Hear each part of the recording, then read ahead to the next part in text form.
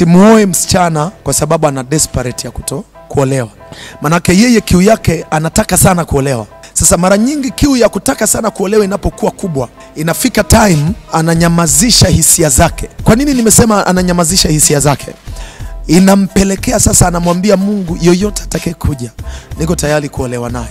Sasa anakuja mwanaume, yeye hana feelings naye, hajampenda, hamuelewi, anaamua kuolewa naye. Akiolewa naye, akishamaliza lile la ndoa, kwamba sasa si nilikuwa nahitaji ndoa, nimepata ndoa, hisia zake zinarudi sasa kutafuta yule anaye mtaka, kwa sababu huyu aliyeolewa naye ameolewa naye kwa sababu alikuwa anahitaji kuolewa, lakini si kwamba alimpenda. Baada ya hapo anaanza kupambana. Sasa ndo unasikia leo binti kaolewa na kaka fulani au mbaba fulani, alikuwa na kiu ya kuolewa.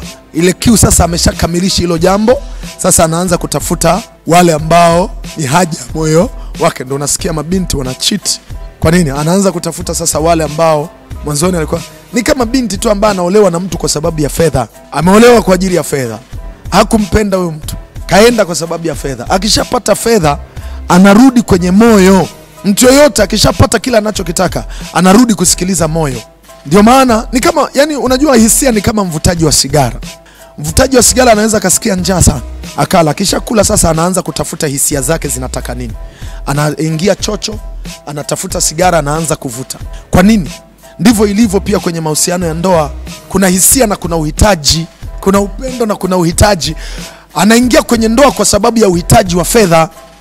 Anaingia kwenye ndoa kwa sababu ana uhitaji wa ndoa. Umri umeenda, anafanya nini? Kwa anapoingia kule amepelekwa uhitaji, sio kwamba huyu mtu kampenda. Anaingia kule na uhitaji wa fedha, maisha magumu, sio kwamba kampenda.